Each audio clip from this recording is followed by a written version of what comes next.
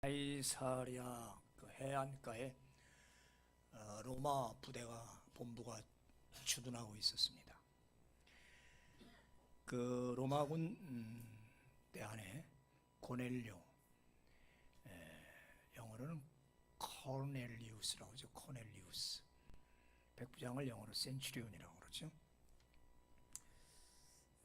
이 사람은 이방인인데도 하나님을 아주 경외하는 그런 사람이었다고 그래요. 영어 번역을 보면은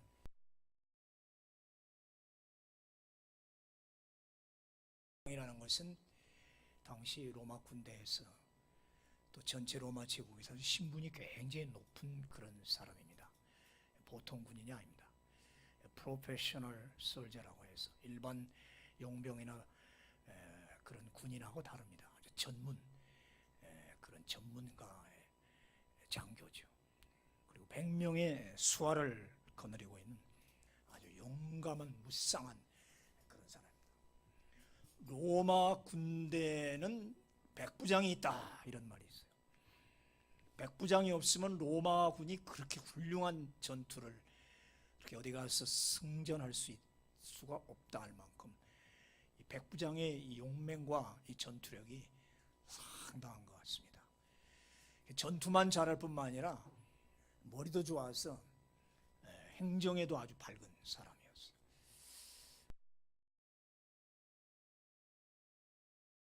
그래서 지금 뭐 육군사관학교 그런 칭이 될까 모르겠습니다. 전투에 나가면 100명의 부하를 거느리고 맨 앞장에 서서 직접 같이 싸우고, 그래서 이 백부장이 있으므로 로마 군대가 있다 이런 말이 들리는 거죠. 이 사람은 그렇게 경건해서 기도만 많이 하는 사람이 아니라 자기 관할에 있는 불쌍한 유대인들을 많이 구제했다는 거죠. 자기 사비 월급을 털어서 자기 부대에 있는 군인 말고 그 근처에 있는 가난한 유대인들을 많이 구제했대요. 그러니까 하나님 앞에 경외하고 경건한 생활뿐만 아니라 그의 삶의 실천에 있어서도 구제를 많이 하는 그런 선한 사람이었다고 그러죠.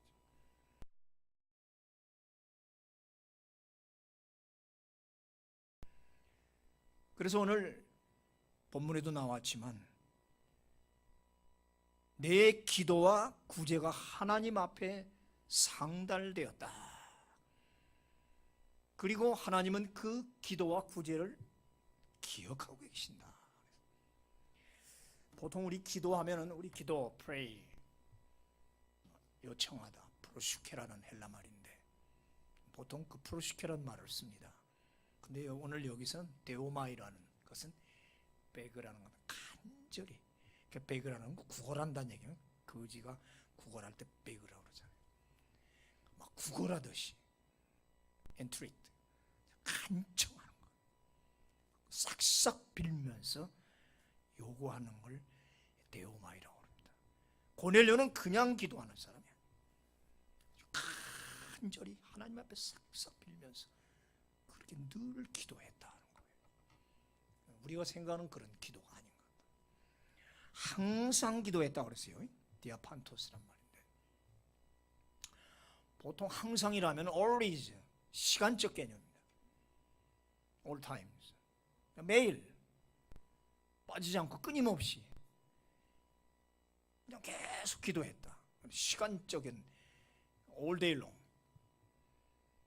근데 여기서 말하는 이 항상은 시간적 개념이 아니라 사건적 개념이라고 해서 모든 일마다 매사에 무엇이든지, 무슨 말인지 알죠? 시간적으로 많이 기도했다는 그 시간의 의미를 말하는 게 아니라 무슨 일이든지 생기면 작든지 큰 일이든지 작은 무슨 일이든지 하나님께 간절히 기도했다는 거. 다르죠 벌써? 우리는 뭐 시간 2시간 뭐 시간적인 것으로 기도 많이 한다고 그렇지 않지요. 오늘 지금 고넬료는 그게 아니라 그의 모든 삶 전체를 통해서 그냥 그 삶 자체가 기도였다. 무슨 일이든지 하나님께 먼저 기도하고 시작했다. 이러시기를 축원합니다. 뭐든지 기도해야 됩니다.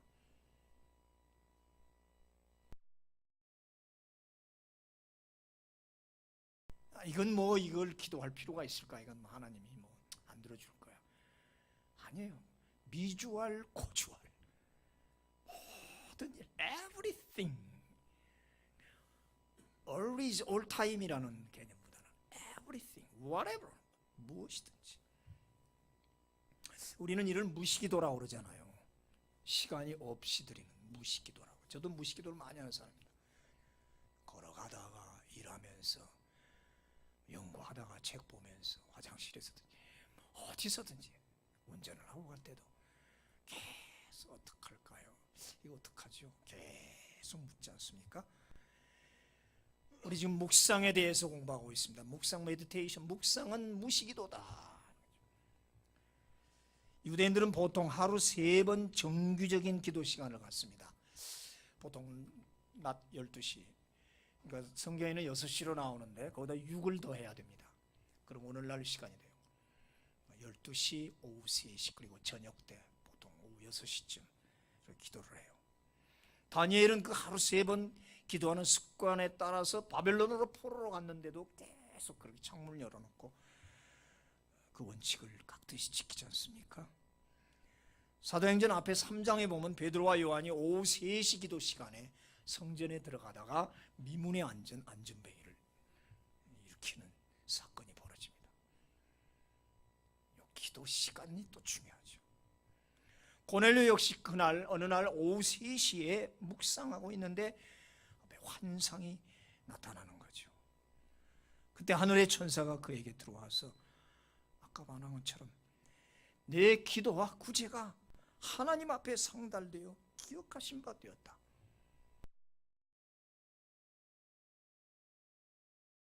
그러니 너는 지금 빨리 종들을 저 요빠 항구 있는 데로 보내라. 한 50km 거리예요. 거기 가면 베드로가 지금 있는데 베드로 그 사도를 초청해 와라 그래요. 그때 베드로는 그 다음 날 오후 3시에 지금 환상을 봤는데 그 다음 날 낮 12시에 요빠 항구 피장 시몬의 집에 머물고 있었어요. 피장이란 말은 가죽을 가지고 만든 무두장이, 옛날 우리말은 갓바치라고 그러죠. 아주 천한 직업입니다. 이스라엘 사람들은 거의 백정과 무두장이를 같이 부정한 직업으로 봤고, 아이들도 무두장이에게는 존댓말을 안 붙이고 반말을 썼다고 하는 만큼 그런 곳에 베드로가 가서 머물고 있었어요. 무슨 말이냐면 성령을 받으면 성령께서는 신분과 직업을 초월해서 복음을 전하도록 했고, 베드로는 그에 따라 아무도 정상인이라면 상대 안 하는 그 무두장이 집에서 머물고 있는데 그날 이제 옥상으로 올라갑니다. 이스라엘은 지금도 건축법에 반드시 옥상에 기도실을 만들게 돼 있어요. 지금도. 그건 아주 법입니다. 그래서 난 12시에 옥상에 기도하러 올라갑니다. 묵상하고 있는데 갑자기 저 지중해 쪽에서 해안가니까 저 하늘에서 보자기 같은 게 펄럭 펄럭하면서 내려오죠. 내 귀퉁이에 끈이 매어 있고 가까이 오는 걸 보니까 그 안에 온갖 짐승과 곤충들이 우글거리고 있었다고 그러는 거예요.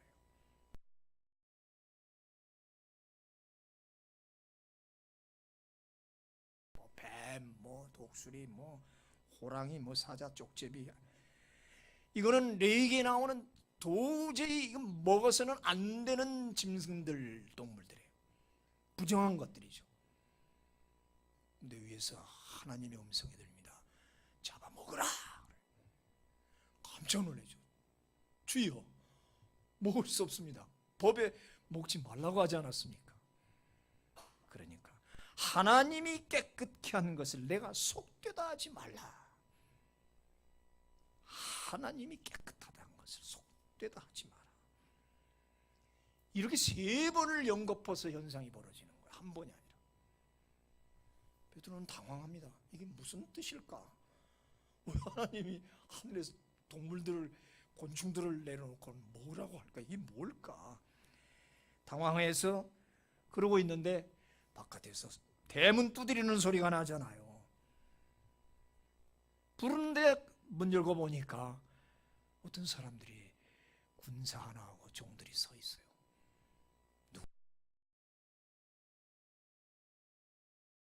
여기가 요바고 가이사라는 저 위쪽에 있습니다. 요 길이가 한 50km예요.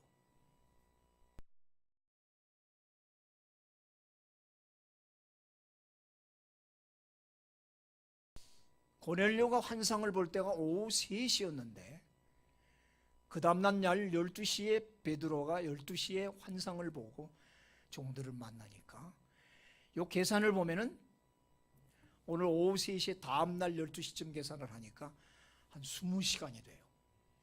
그렇죠? 50km를 20시간에 걸어올 수 있느냐? 그건 힘들 것이다. 보통 학자들이 계산하니까 말을 타지 않았을까.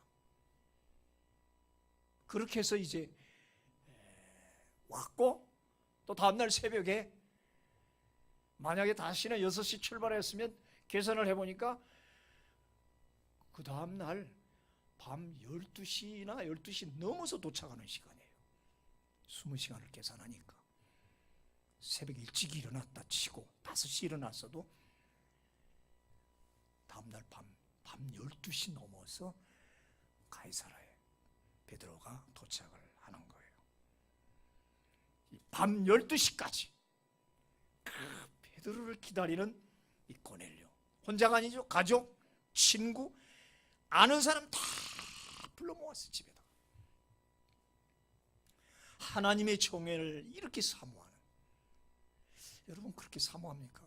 내가 신방 간다면 그렇게 기다립니까? 여러분 왜 안 오시는 거야? 안 오시나 보다. 야, 밥상 치워라. 밤 12시 1시까지 주의 정오를 기다리는 거 사모함. 이 백부장, 이 무서운 사람이에요. 호랑이 같은 사람이에요. 굉장히 무서운 사람이에요. 그 당시 애들 울다가 백부장 온다면 또 끝이 되는 거예요.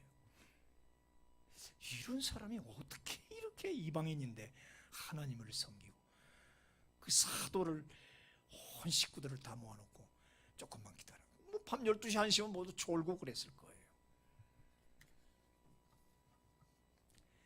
베드로를 보자 고넬료는 그의 발 앞에 엎드려 절을 합니다.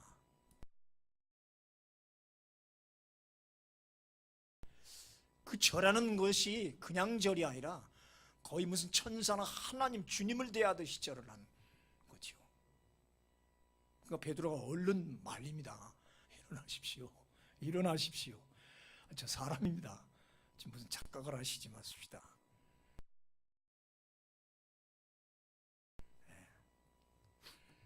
그래서 고넬료는 자기가 왜 베드로를 초청했는지 자초지종을 또 말하고, 이 하나님의 정교한 계획, 얼마나 정교한 계획, 오후 3시, 12시 착착 맞춰서 이렇게 하는 그 섭리에 감탄한 베드로는 어제 낮에 하늘에서 내려왔던 보자기와 그 벌레들의 의미를 이제 이해할 수가 있었던 거예요. 저 이방인들 아닙니까? 들어가니까 전부 이방인들. 하나님이 이제 유대인들이 벌레처럼 부정하다고 여기는 이방인들을 구원하기 위해서 자기를 여기에 보내셨구나 하는 그 기쁜 뜻을 이제 깨달은 거죠. 그는 뜨겁게 설교했고, 그럼 뭐 그 새벽까지 했을 거야. 밤새도록 잠 안 자고. 그때 성령님이 내려오시고 모든 사람이 성령 충만했습니다. 방언이 터집니다. 제2의 오순절 사건이 발생한 거예요. 그래 모두들 그냥 예수님을 찬양하고 부흥회죠. 부흥회. 고넬레 집안에 그 새벽에 큰 부흥운동이 일어난 겁니다. 그리고 고넬료와 온 식구들은 예수 그리스도 이름으로 그날 밤에 세례를 받고 크리스찬이 된다. 놀라운 사실이죠. 여기 우리 고넬료와 베드로는 전혀 다른 신분입니다. 또 거리상 시간상 50km 바깥에서 서로 만날 수도 교제할 수도 없는 삶이다. 민족도 다르고 언어도 다르고 피부도 계급도 다릅니다. 한 사람은 지배자요, 한 사람은 식민통치 피지배자입니다. 명령과 복종만 있을 따릅니다. 로마의 용맹스러운 엘르트 장교가 굳이 어부 출신 그 식민지 백성을 만나서 그것도 무슨 천사 앞에 엎드리듯이 그렇게 절을 할 이유가 하나도 없는 거죠. 그러나 이런 연출이 있게 된 것은 바로 성령 하나님의 각본입니다. 아멘. 치밀한 각본이다. 하나님은 성령 안에서 모든 것을 그의 각본대로 하나로 통일시켜 나가는 모습을 본다 이 말이에요. 여기 오늘 묵상 기도의 신비함이 나타난다 이 말이에요. 묵상 기도는 신비한 만남을 이룬다. 저도 오래 신앙생활하면서 많이 접해요. 놀랍죠. 신학교 들어갔는데 학비가 없잖아요. 지금은 학교에서 이렇게 뭐 누가 대출을 해줘가지고 나중에 졸업하면 갚게 하지만 그때는 그런 것도 없어요. 쌌어요. 돈 10만 원이었어요. 70년대. 은행에 가니까 띄우라는 게 많은지 수십 가지를 못 띄우래 뭘. 추천자, 뭐 후원자. 그 서류 띄다가 지쳐서 못 하겠더라고. 그때부터 내 이 은행에 대해서는 아주 인식이 안 좋아요. 다른 사람들한테는 잘 빌려서 잘만 띄어먹기도만. 불쌍한 신학생 그 돈 10만 원 주는데 뭔 이렇게 띄우라는 게 막. 아주 은행을 싫어했어요. 학교 가면은 출석을 부르는데 그래도 갔어. 뭐 어떻게 되겠죠. 등록금 안 냈으니 출석부에 이름이 안 쓰죠. 다 부르는데 남들은 아무개 부르면 네 아멘 막 대답하는데 얼마나 부러운지. 여러분 학교에서 추석 볼 때 크게 예 하세요. 그 예 대답이 얼마나 부러운지 몰라. 나는 언제나 뭐 예 하고 대답할 수 있을까. 그렇게 부러워. 옆에 친구들 전사들 예 하는데 그 대부분이 다 장로 아들 목사 아들이에요. 막 울었어요. 하나님께. 아니 언제는 신학교 보내놓으셔놓고 안 간다는 걸 그렇게 가라해놓고 등록금을 안 주시면 어떡합니까? 간절히 이제 내일은 이제 안 갈 거예요. 내일은 이제 더 이상 갈 수도 없어요. 뻔뻔해서. 그래서 오늘 이제 마지막이다. 그날 밤 철회하면서 그렇게 기도했죠. 저는 이제 신학교 안 갑니다. 저 목사가 역시 안 되지요. 저는 이제 딴 데 갑니다. 알아서 하십시오. 근데 다음날 전화가 오잖아요. 내 아는 사람 하나가. 그 전도사예요. 옛날부터 헤어진 지 좀 됐어요. 강 전사님 혹시 등록금 내셨냐고. 등록금이나 하면 그런 말 하지 마시오.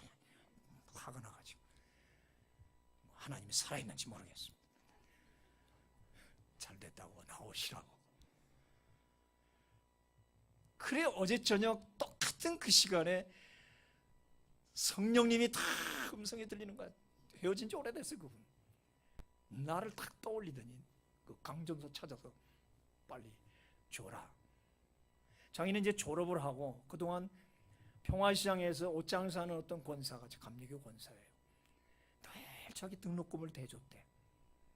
자기가 졸업을 하니까 전사님 그럼 다른 사람 소개해 주세요. 내가 이거 멈출 수 없습니다. 그게 누구를 해줄까 하는데 딱 내가 떠오르는 거예요. 성령께서.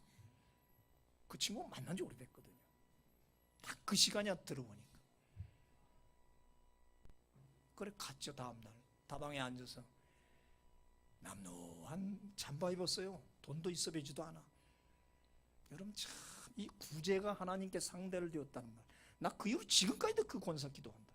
난 지금 몰라 성도 모르고 이름도 몰라요. 아마 돌아가실지도 몰라. 나보다 한참 나이 많은 분이니까. 봉투에 두둑이 담아서 주는데 다른 말도 안 해. 쓰시고 훌륭한 종이 되십시오. 차 드셨어요? 나가시죠. 아무 말도 안 해요. 딱 그 말하고 헤어졌어요. 야, 뭐 이거 무슨 돈이다, 뭐 어쩌고 저쩌고, 뭐 누구 주면서 그 잔소리하면 안 됩니다. 주려면 깨끗이 그냥 이렇게 해야 돼. 사실 뭐 공부 잘해라, 너 1등 해라, 뭐 내가 이거 어떻게 번 돈인 줄 아느냐. 민정아, 엄마는 그런 소리 안 하지? 해요. 깨끗이 주는 거예요. 진짜 아무 소리 안 해요. 그냥 이를 다 차 드셨으면 가세요. 그래 헤어졌어요. 그래 얼굴도 잘 몰라 지금도. 집에 와 보니까 엄청 많은 돈이에요. 생활비 않고 엄청. 묵상, 기도, 신비한 만남을 이룬다. 고넬료가 오늘 오후 3시 기도하니까 그 다음날 난 12시에 베드로가 묵상하고, 그때에 맞춰 고넬료가 보낸 종들이 베드로가 있는 집 대문을 뚱뚱뚱뚱 두드려. 탕탕탕탕. 베드로님 계십니까? 고넬료의 종들이 도착할 즈음에 베드로는 옥상으로 올라갔고 하늘에서 보자기는 내려왔습니다. 무슨 뜻이니 당황할 때 종들은 고넬료의 소식을 전합니다. 이게 우연입니까? 아닙니다. 하나님의 섭리입니다. 하나님의 예정이라는 큰 틀이 있습니다. predestination. 오래전에, 만세 전에 나에 대한, 국가에 대한, 인류에 대한 큰 계획을 세워놓으셔서 이걸 우린 예정이라고 그래요. 그 예정이 이제 때가 되면 하나하나 실시할 때가 와요. 이 예정을 다시 풀어보면 하나님의 뜻을 말할 때 작정, 하나님의 작정이 있었다. 그 예정은 큰 틀이고 하나님의 뜻이 있었다. 뜻이 있죠. 우리가 생각, 이렇게 하겠다. 그 다음 계획을 세웁니다. 플랜. 정확하게 치밀한 계획을 딱 세우고 스케줄을 꽉 짭니다. 여러분 각자에게 다 그렇습니다. 믿으십시오. 우리에 대한 스케줄이 분명히 있습니다. 그 계획에 따라 이제 착착 이루어지는 것을 우리는 섭리, 이 섭리란 말은, 프로비덴스란 말은 치밀하게 그대로 이루어져 나가는 걸, 빈틈없이. 이게 이루어졌을 때 나타나는 걸 우리는 역사, work, 실제로 나타나는 역사, 기적. 그렇죠. 작정 따라 작정, 계획, 섭리, 역사. 통틀어서 뭐라고? 예정이란다.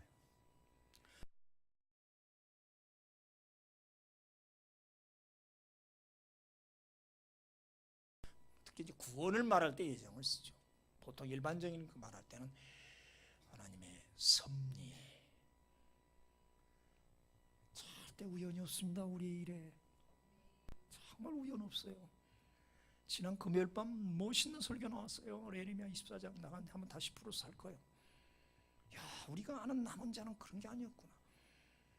포로로 끌려갔는데 거기가 남은 자였구나. 내가 지금 포로지 같은데, 험악한데, 원치 않는데, 비참한 데 놓여 있는 거 아니란 말이에요. 하나님은 그게 남은 자라고 인정을 하십니다. 유다 땅에 있는 자들은 그냥 남은 자요, 하나님이 따로 남겨준 자는 남겨둔 자요. 남은 자와 남겨둔 자가 다르더라고. 하나님의 눈은 항상 남겨둔 자를 따라다녀요. 요셉을 따라가고 야곱을 따라가고. 그렇죠. 그 요셉과 야곱이 있는 곳은 도망지고, 거기는 감옥이고, 거기는 험악한 종살이에요. 그러나 하나님의 눈은 남겨둔 자를 따라간다. 할렐루야. 너무 귀한 걸 깨달았어. 금요일 밤에 오늘 아침에 우리 곽 집사님, 너무 금요일 밤 너무 좋아. 그렇죠. 나도 그렇게까지 못 깨달았는데 이제 한번 설교해야겠구나. 하나님 우연이 없습니다. 내가 왜 이 자리에 있을까? 내가 왜 이 모양일까? 그리고 자꾸 엄한 데만 바라본단 말이에요. 근데 그 유다 땅이라는 데는 하나님이 버렸어요. 이미 바벨론에 와 있는 이 그발강가의 유대인들 10,000명, 거기에 하나님이 눈이 가 있더라. 남겨둔 자, 렘넌트, 참의인이란 말이죠. 성령을 통한 하나님의 역사는 이렇게 시간과 공간을 초월하더라. 떠나게도 하시고 만나게도 하신다. 창세기 24장을 가보면은 아브라함이 이제 나이가 들어서 죽을 날이 가까운데 아들을 아직 이루질 못했어요. 얘를 이거 좋은 색시를 만나게 해줘야 되는데, 그래서 자기 늙은 종 엘리에셀을 불러서 자네 내 고향 저 하란으로 좀 가라. 거기 가면 우리 가족들 남긴 친척들이 있는데 거기 가서 우리 이삭의 좋은 신부감을 좀 오게. 그래서 이 늙은 종이 이제 먼 길 하란으로 이삭의 새 식감 찾으러 갑니다. 신비하게 만났죠. 우물가에서 신기하게 만나잖아요. 그리고 집에 들어갔죠. 라반이라는 외삼촌이 있는 집이죠. 그래서 리브가를 만납니다. 레베카. 이 처녀가 그 말을 듣더니 가족들이 묻습니다. 그래 어떡할래? 가지요. 그 보지도 못한 그 이삭이라는 총각을 정말 결혼할래? 이건 하나님 뜻입니다. 언제 갈래? 당장 내일 가겠습니다. 아니 준비도 덜 됐는데 뭐 혼숙감도 챙겨야 되고. 이 처녀가 간다는 거야. 내일 당장 가겠다. 그때 그 축복기도 해주는 소리 보세요. 너는 천만인의 어머니가 될지라. 리브가가 그렇게 엘리에셀하고 다시 그 하람 땅에서 가나안으로 먼 건데 몇 달 걸리는 거리예요. 그렇게 오잖아요. 그때 이삭은 저 남방 네게브 지역에 살다가 지금 막 그가 이제 네게브 지역에서 있다가 부엘라 헤로이라는 곳을 갔다가 이제 막 이렇게 돌아와서 있는데 헤브론으로 다시 돌아왔어요. 그 들판에서 양을 치면서 막 유목민으로 돌아다니다가 딱 헤브론 쪽이 오는데 그 종은 지금 오랜 시간 걸려서 딱 오는데 만납니다. 그때 성경은 이삭이 묵상하러 들판으로 나갔다 그래요.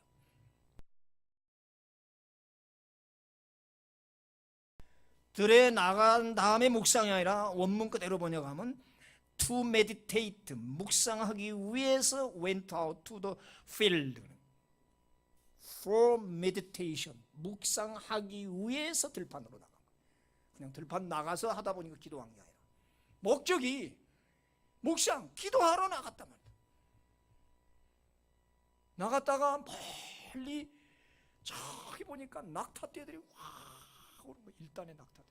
그렇죠. 지금 뭐 종들하고 또 리브가 그냥 옵니까? 자기 종들에다가 뭐 물건이 얼마나 많이 갖고 오겠어요. 혼숙감으로.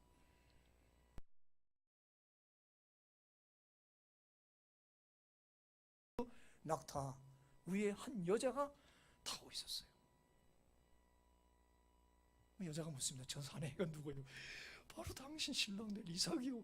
얼른 면박을 베일을 탁 가리잖아요.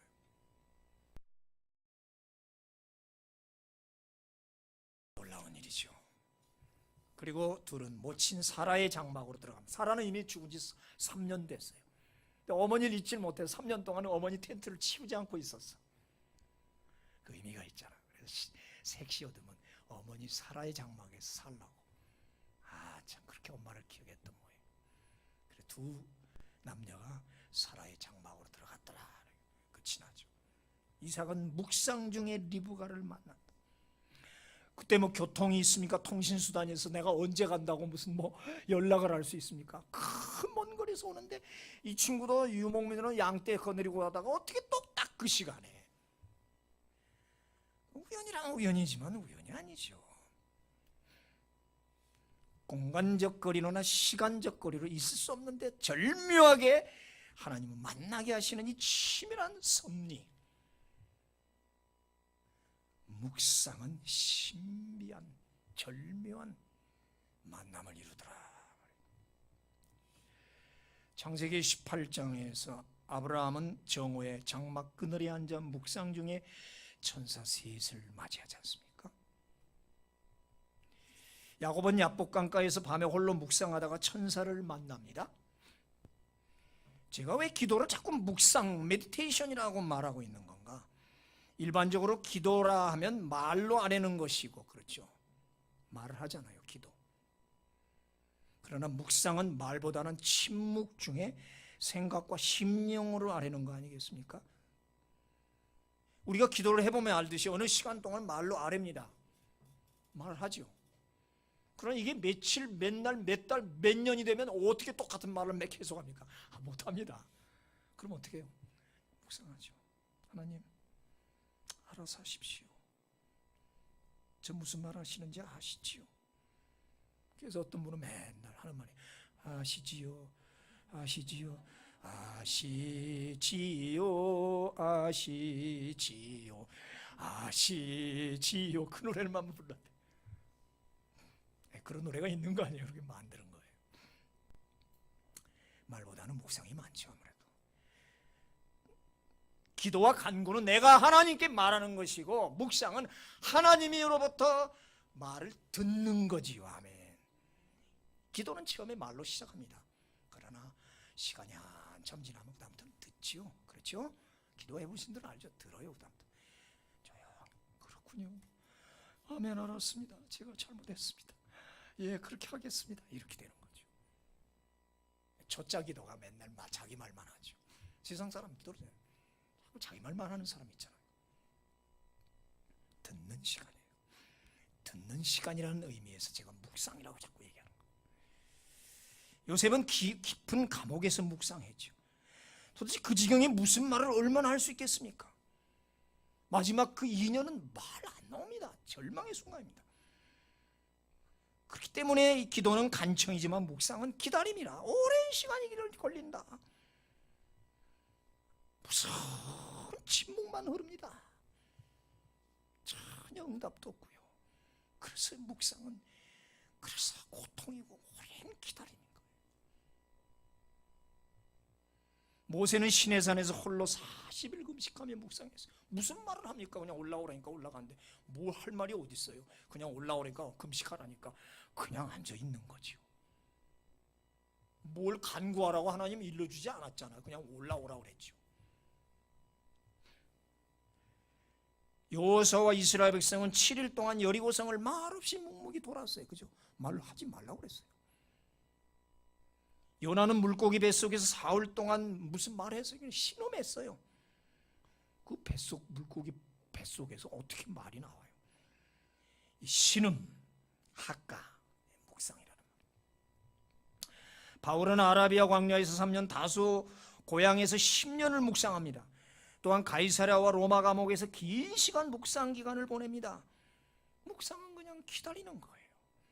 고향 땅 10년 있을 때 하나님 나를 버렸는가 해서 무슨 말이 할 수가 없어요. 안 쓰실래나? 그렇지, 나 같은 죄인을 쓰실 리가 없겠지. 10년입니다 여러분.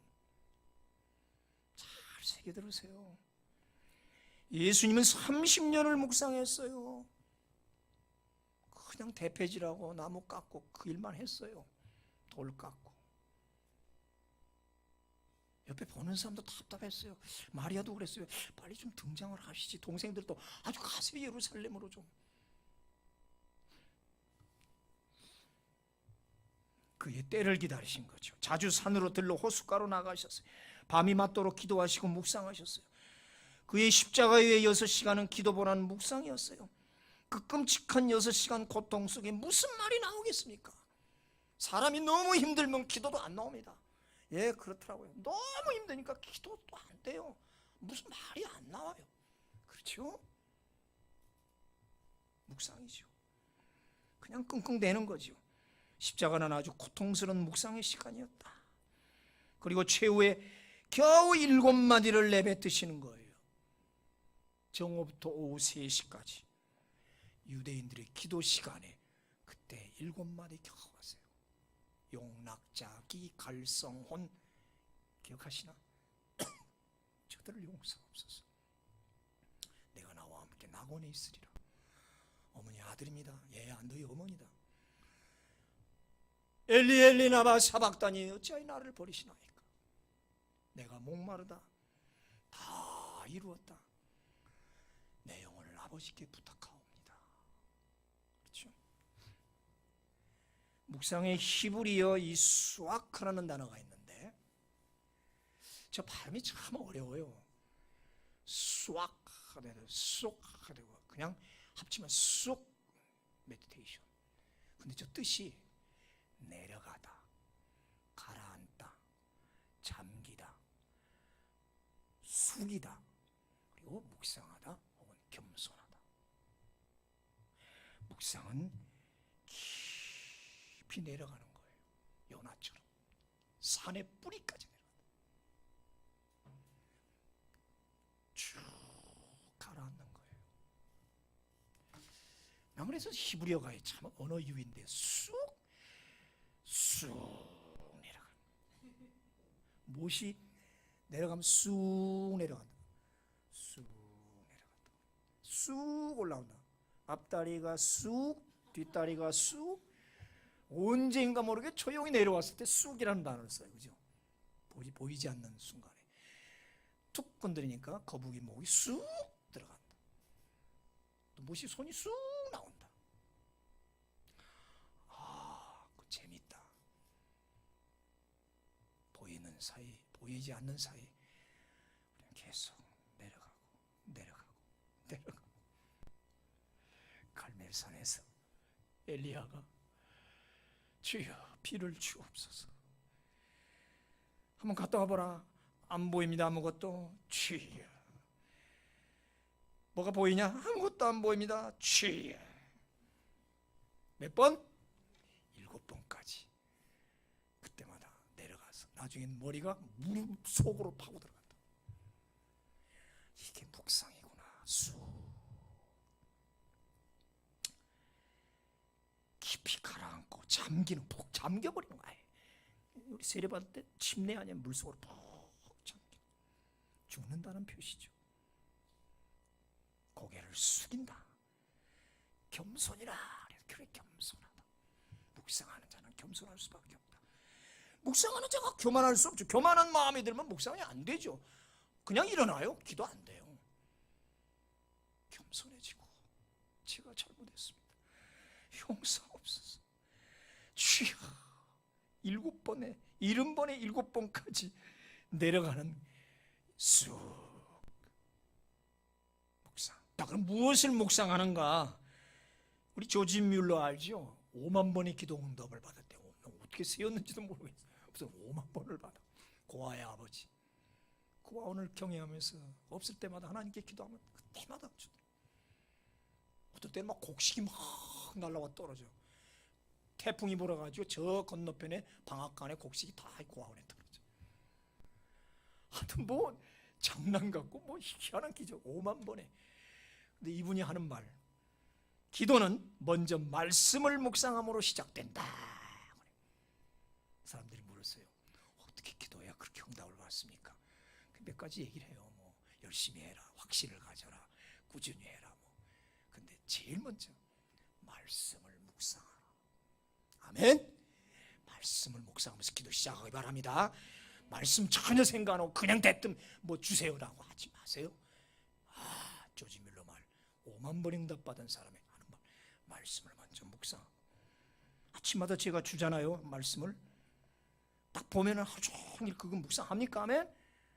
묵상은 단순한 명상이 아니라 명상가도 얼마나 많아요.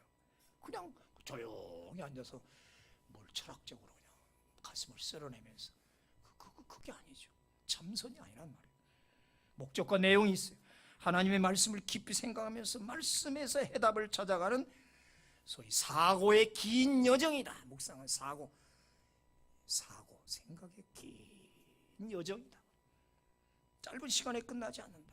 마지막으로 이 하나님께 지금 기도하고 구제했더니 하나님이 그걸 기억하셨다고 그랬어요. 내 기도와 구제가 하나님 앞에 상달되었다. 좀 어렵죠. 상달. 커밍어 올라왔다. 지금 고넬료의 기도와 구제하는 것을 다 올라왔어요. 거지한테 한 분, 두 분 유대인 가난한 자에게 그 적선한 거 다 올라왔어요. 그러니까 나다나엘처럼 천사가 받아갖고 올라가는 거예요. 불이 나게 오르락 내려가면서 우리의 기도, 우리의 행위들 다 받아갖고 올라간다고. 지금도 하나도 헛된 게 없잖아요. 하나님이 그거를 기억했다. 저 말에서 우리 기독교에 메모리얼 오퍼링이라는 단어가 나와요. 기억해 하는 예물, 기억제사, 기억예물이란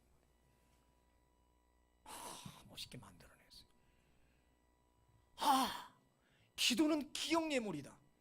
구제는 기억예물이다. 선교 후원금 기억예물이다. 하나님이 올라가고 하나님이 딱 기억했다. 예물로 받으셨단 말이지. 하나님을 기억해 하시는 예물이 된단 말이에요. 하나님은 이 기억해 하는 예물을 좋아하신다. 고넬료는 기억 예물을 항상 드렸어요.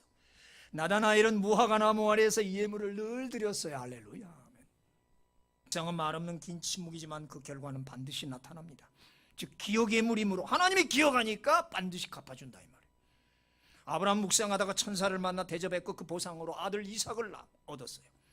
내년 이맘때에 내가 아들을 낳으리라. 이삭은 들판에서 기억 예물을 드림으로 리브가를 만났고, 야곱은 야본가에서 치열한 싸움에 기억 예물을 들여서 이스라엘이라는 새 이름을 얻었고, 요셉은 감옥에서 나와 총리가 되었고, 모세는 율법을 받았고, 여호수아 백성들은 묵상함으로 여리고성을 무너뜨렸고, 요나는 깊은 물속에서 묵상함으로 자기와 니느웨 백성을 구원했고, 바울은 기독교의 위대한 사도 복음 전도자가 됐다.